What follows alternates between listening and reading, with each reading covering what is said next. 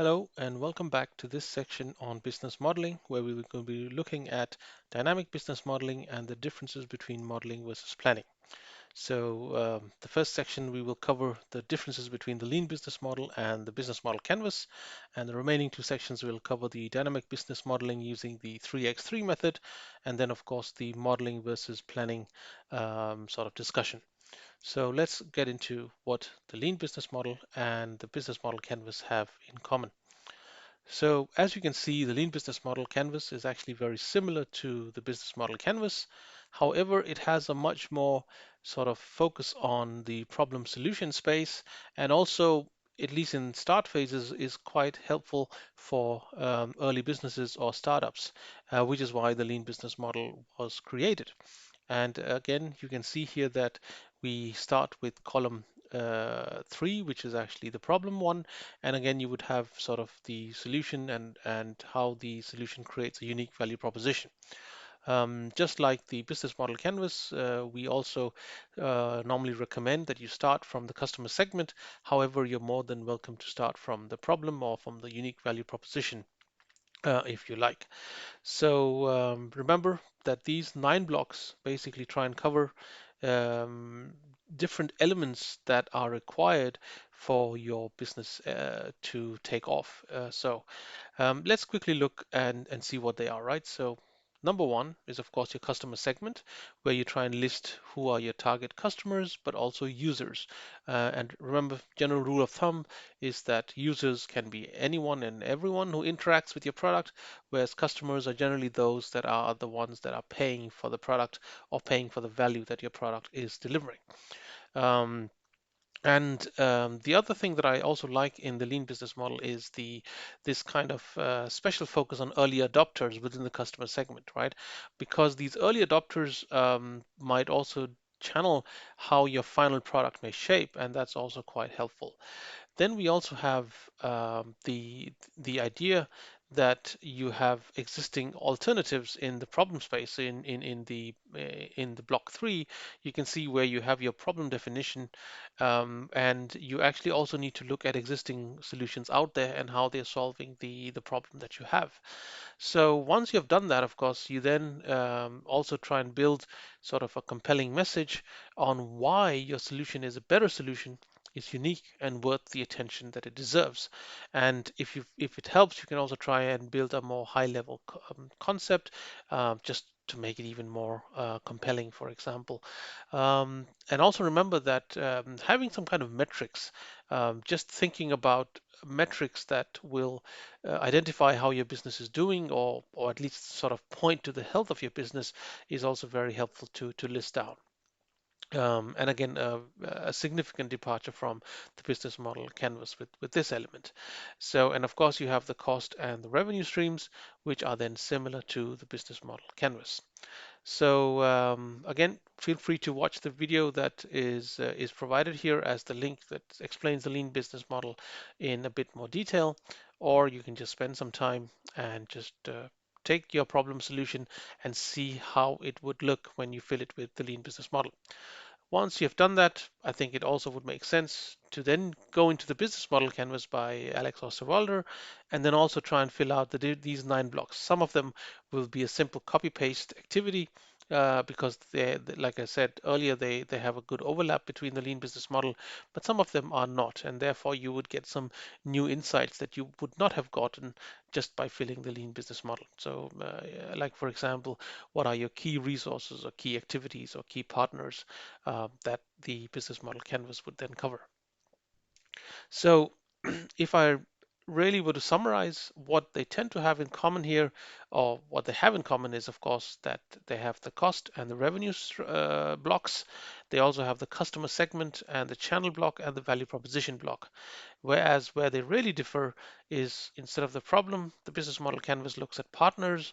Instead of the solution, the canvas looks at key activities and the key metrics, which are the metrics you measure in the business model canvas. You look at key resources. And finally, where they have the unfair advantage in the lean business model, you have the customer relationships. Now, this is interesting because this tries to cover some different aspects of a business that you have already launched in a way, which is why the lean business model is helpful to when you want to launch, what are the things you need to consider, or and in the early phase of the launch, even then you can even consider what the business model canvas might provide. So I think when you especially think about the key metrics and the key resources, you will see that the difference is that these are resources you need to deliver value to your customer, whereas the key metrics are the metrics you identify for your business to succeed. So things that you think you need to see, uh, by the end of the year, how many customers would you like to have? Um, how many stakeholders or partners have you talked to? These are things that, again, you could put in as a key metric if you think they are necessary for you. So I think it's very important to see that a lot of these things, even though they have themselves in common, they do provide a framework to allow you to explore the different avenues and the different angles that a business model provides. And it's also in the end a thinking framework and just giving you multiple perspectives to try and get a deeper insight into the business that you're developing. So I think since most of you by this time would have filled out some kind of canvas, either the lean business model or the business model canvas or both, I think the question that I would like to address is the now what. I have filled out the canvas. What do I do next, right?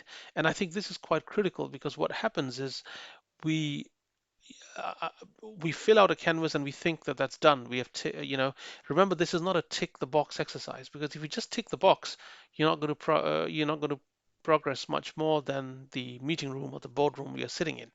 And what you really want to see is actually that the canvas is a thinking framework, and as a thinking framework, it allows you to structure and organize your thoughts.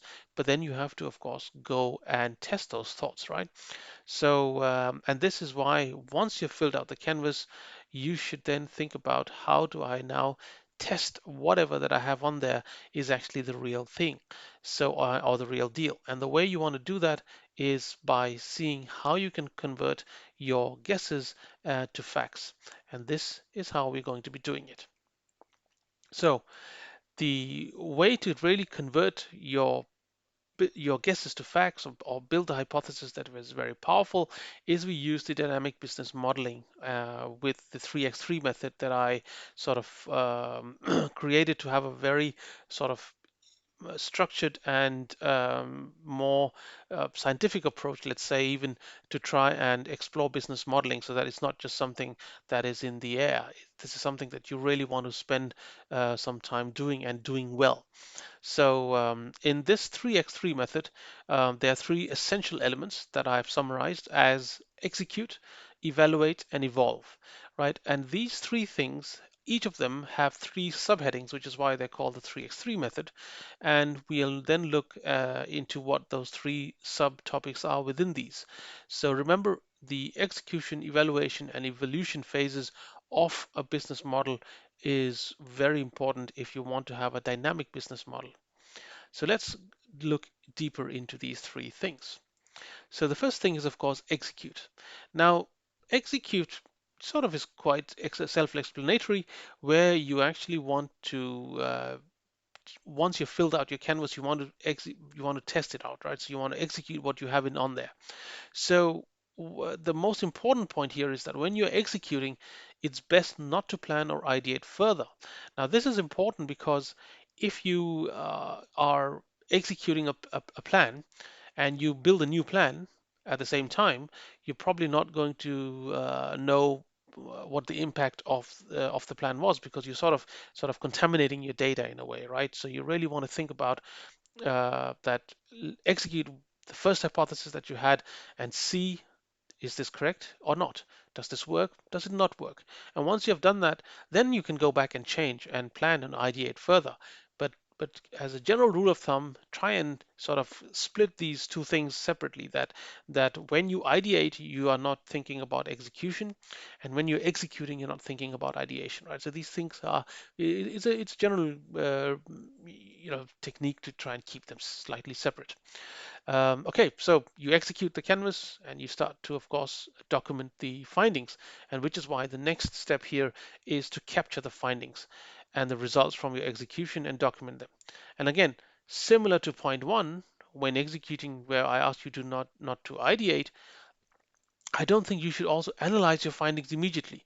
And I think this is because we are so tempted to analyze on these findings and react on them even, that we might actually miss the important task of documentation, right? And here you are really, this is still part of the execution phase.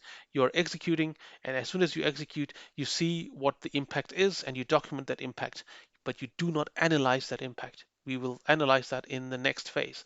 The importance here is that you capture as much impact as you can, and you really spend time in sort of this sort of, it is a detail-oriented task in a way, because you really want to be thorough in your capturing.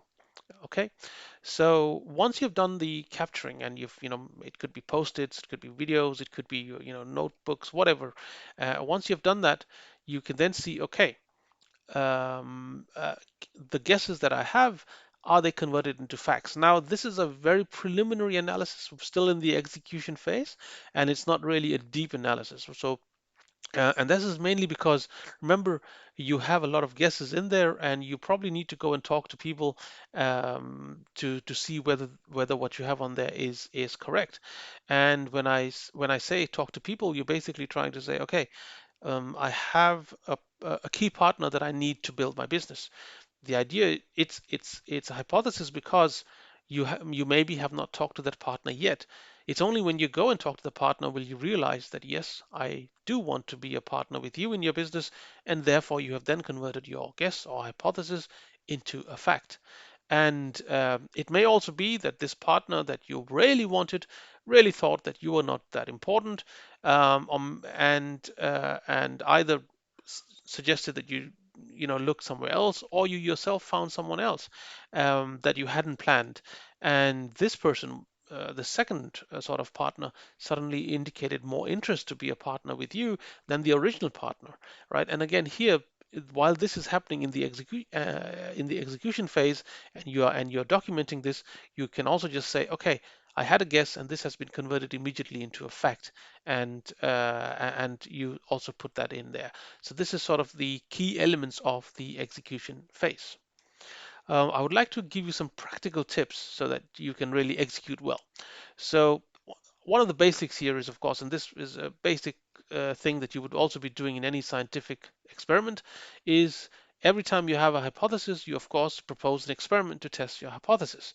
So each of those blocks, you probably build an experiment. If you say that I have a customer of or a customer segment of, let's say, children aged 10 to 15, right, or 10 to 20, you propose an experiment and say, how am I going to figure out that that is my customer segment?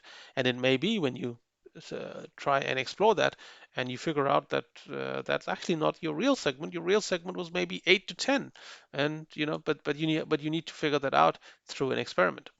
And then you need to then, of course, decide what is a pass-fail signal. So you establish what is a pass or fail signal for your experiment as well. So when is it that it's correct, and when is it that it's not? And once you've done that, then I think you should definitely think about talking to multiple people and as a rule of thumb, we say at least minimum five, but the more the better, because you get a better sort of input. And if you talk to at least five or more potential customers, partners, stakeholders, all of them will help you validating your hypothesis. Um, and then you update your findings on the canvas with changes and recalibrate, right? So you can also then start looking at uncertainty in the form of a heat map, and we'll come to that on the execution phase, where you sort of think about which areas are more uncertain than others. Again, here it's not about really thinking about the uncertainty, but just making a small note, a mental note, and saying, okay, this seemed very uncertain. This partner did not indicate much. He may convert as a future partner, but as of now, there's a lot of uncertainty in this, right? So this is part of the documentation, and then you sort of iterate and repeat this and iterate so that you really have gotten the execution right. So, okay. So once you've done the execution phase, we then enter the evaluate phase. Now, in the evaluate phase, you of course are going to spend time by, first of all, updating your canvas with your new findings. So here I would suggest using different colored post-its, for example, to contrast the guesses that you had, the original hypothesis that you had, and the new facts that you now have. Remember the documentation phase. Yeah, in the execute phase, you had the documentation step, and in the documentation step, you looked at the things that you found out, and you may have collected a lot of post-its, and now you can use the canvas again and structure those post-its in the right place. Um, Secondly, once you've started to do that and you've gotten your new findings, you now need to look for patterns. And you need to look for patterns that link the findings or the facts. And especially if your guesses were thrown out of the window, it will be very helpful to you to see if it was the wrong guess that you started with, or did you miss a key trend or segment that now your new data, for example, shows you. And then you really map the uncertainty a little more quantitatively now in the form of a heat map where you can really start by saying, okay, give yourself a score of 1 to 10, for example, and just say 1 to 5 is green and 5 to 10 is red, where 5 to 10 is, of course, more uncertainty and 1 to 5 is low uncertainty, and see what is the probability of the uncertainty space that you think you are experiencing. Now, I know this is not going to be,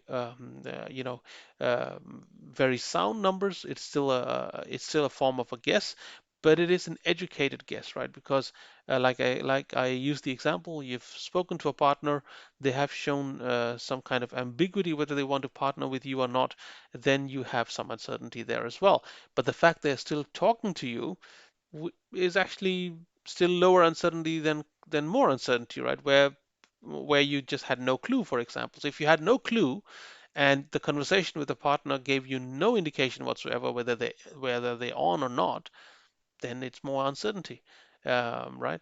So if they definitely decide to sign in, well, then it's low uncertainty. And this is a nice way to sort of get an idea of how correct your facts are.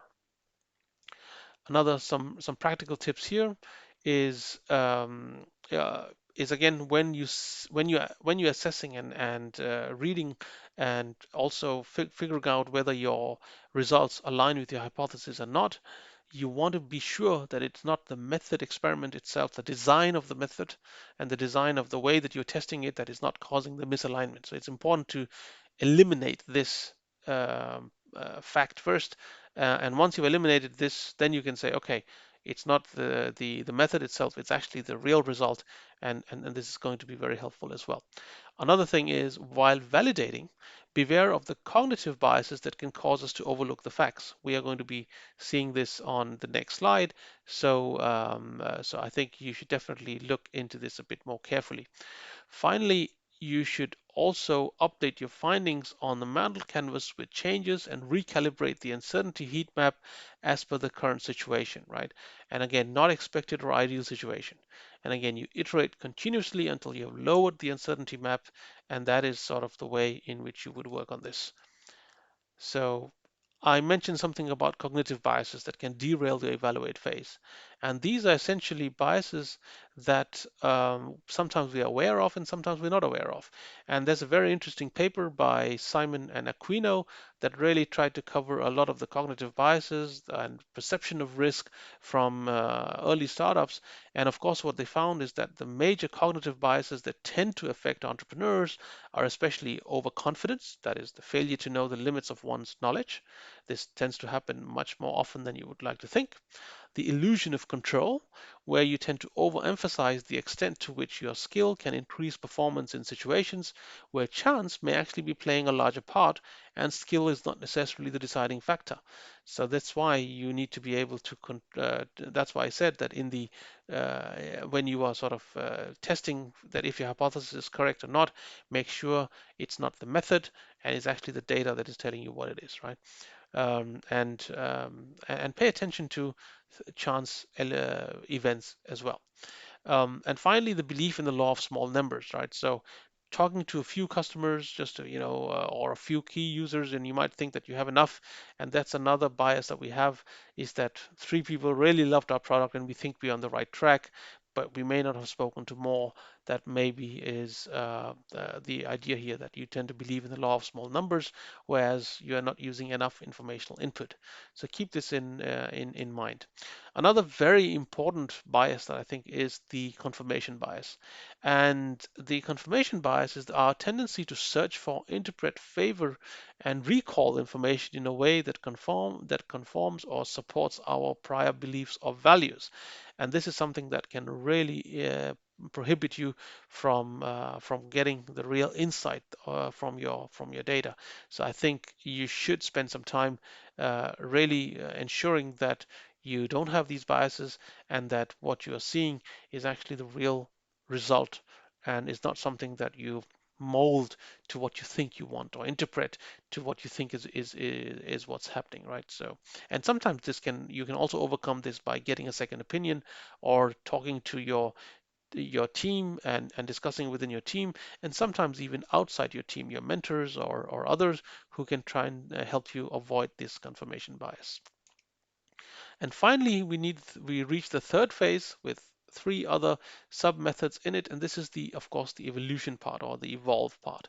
So after a thorough evaluation that you have done, you need to now update your canvas and evolve your business model to the new reality that you're in. So that means you take the canvas again and you now have the old findings, you have the new findings, you've compared them. You take a fresh piece of canvas and say, okay, that was the old finding, this is the new finding, what is the reality, and you write a new canvas based on this new reality, right? Now once this is done, remember, you are no longer in evaluation phase. That means you're not doing analysis anymore. But what you want to do is put your analysis into action, which means that instead of getting stuck with analysis paralysis, where you're just spending time and more time into trying to analyze the data, you need to look at what actions do you need to do to actually react to the current reality. In many ways, the evolution part has a small overlap with the execution part that I presented earlier, but the difference being is that this is a learned execution where you have seen what is it that you now know that you didn't know earlier, and therefore you want to still test and confirm that that is there. So I have put an example the same way of a partner and how a partner comes and talks to you. And once you've done this, I think you would sort of be sure that you're actually acting on your insight.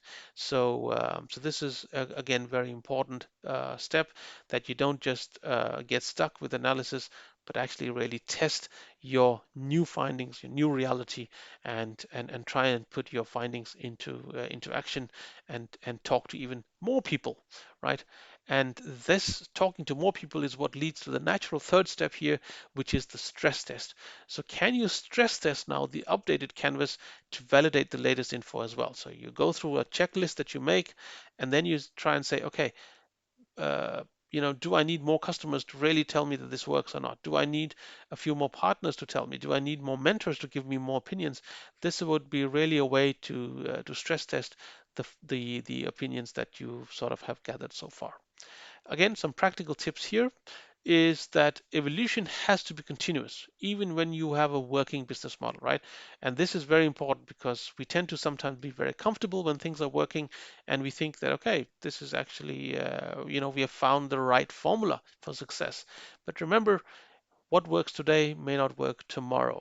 And this is, because you always have uncertainty, you might have competition, you might have others trying to do things, there are new developments that are happening around you. So you need to always be aware of those things and keep updating the business model as and when new data sort of arrives. And you should also strive to collect this new data. Um, The other thing is that you should not confuse growth in sales or numbers with evolution, because that's one of the most classical mistakes an early startup may have, where you're getting a lot of interest, a lot of people are buying into your product even, and you think you're growing, which means you're evolving, and you are growing, but you're not evolving. You're not necessarily reacting to the marketplace, because these kind of growth in numbers may suddenly drop as well, just because another competitor comes along, for example. So you have to really ensure that you are evolving with the market reality around you. And sometimes it's also very important to be aware of the trends around you. And when you're aware of the trends around you, you should then see maybe that you should cannibalize your own business even and fit a new emerging trend so that you are better adapted to the environment around you. And again, the example of Netflix versus Blockbuster is really a good way to show how Blockbuster was not able to transition as better as Netflix did, and Netflix also moved from a CD DVD rental to streaming much earlier and much better than Blockbuster. And by doing so, it even not only did it beat Blockbuster in the DVD rentals business, it even broke them then in the streaming business. And Blockbuster never really tried to enter streaming then also at that point, right? So again, you have to be aware of the market reality around you as well.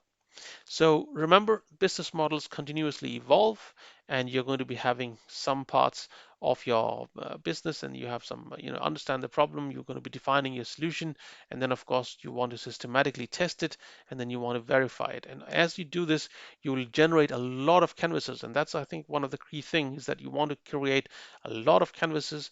And if you're also using the heat map, you can start coloring the canvas like this based on this heat map, where red is high uncertainty and green is low uncertainty. And as you can see, as it evolves over time, you will have a problem solution fit with a different uncertainty profile, whereas a product market fit with a much lower uncertainty profile. And that's what you want to get to. So it's not only about filling the canvas the right way, but also ensuring that you have minimized uncertainty to the extent possible when trying to achieve this, what we call product market or solution market fit. So, in summary, you should remember that if you want to do dynamic business modeling, the 3x3 method can really help you, where you break it down into three phases: execute, evaluate, evolve. And each of these three phases have three certain steps that can help you do those phases in a much more efficient manner. So that was the 3x3 method. And finally, we move to the last section, which is what is the difference between modeling versus planning. So we've been discussing business models and business model canvas and the different canvases. However, what is planning? And is planning something that we do, right?